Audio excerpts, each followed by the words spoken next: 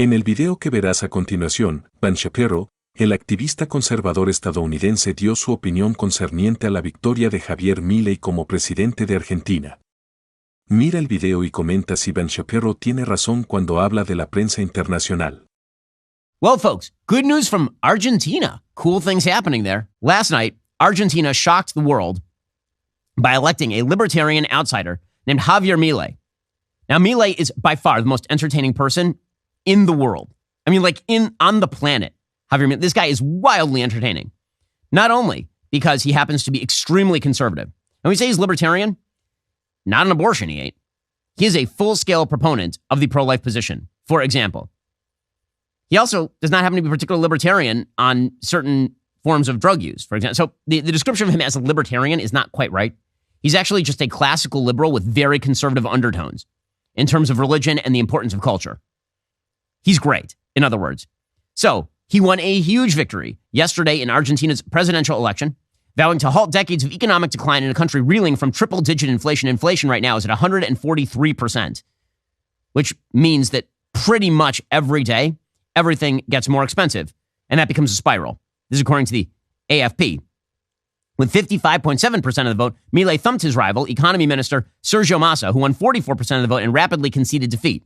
Milei said in his victory speech, quote, "Today begins the reconstruction of Argentina. Today begins the end of Argentina's decline. The model of decadence has come to an end. There is no way back." Latin America's third biggest economy has suffered decades of crises under interventionist governments big on welfare that resort to printing money to finance spending, fueling inflation, while borrowing heavily only to default on their debt. Access to dollars is strictly controlled, leading to a thriving black market for greenbacks. Analysts warn the peso is ripe for a sharp devaluation. So despite all of the inflation that's been taking place, actually, the peso is still worth too much money because you can't trade it for U.S. dollars. If you could trade it for U.S. dollars, that means the peso is worth even less money. Milei's main platform has been a plan to ditch the peso for the U.S. dollar and dynamite the central bank to do away with the cancer of inflation. Now, the problem is they don't have enough dollars to inject into the economy right away. So in order to really do that, they're going to have to reestablish credit worthiness. They're probably going to have to borrow a bunch of new money from the IMF, from the International Monetary Fund. However, Milei is just the guy to do this sort of stuff. He is incredibly bold. He also has suggested that he wants to cut ties on a governmental level with Brazil and China, saying he would not do business with communists. Now, it's going to be rough on an interpersonal and business level to do that sort of thing.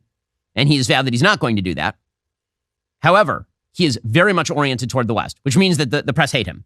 That's the way that this works. If you're Jair Bolsonaro and you're very oriented toward the West, you like the United States, for example, you like Israel, you like Europe, that means that you're super bad. If you're Lula da Silva, who is an actual tyrant in Brazil and who loves Russia and who loves China and who loves Iran, then you're good, according to the international press. Again, the media, the international media, they are a smoking garbage heap, or run by activists from the left, which is why they hate Javier Milei.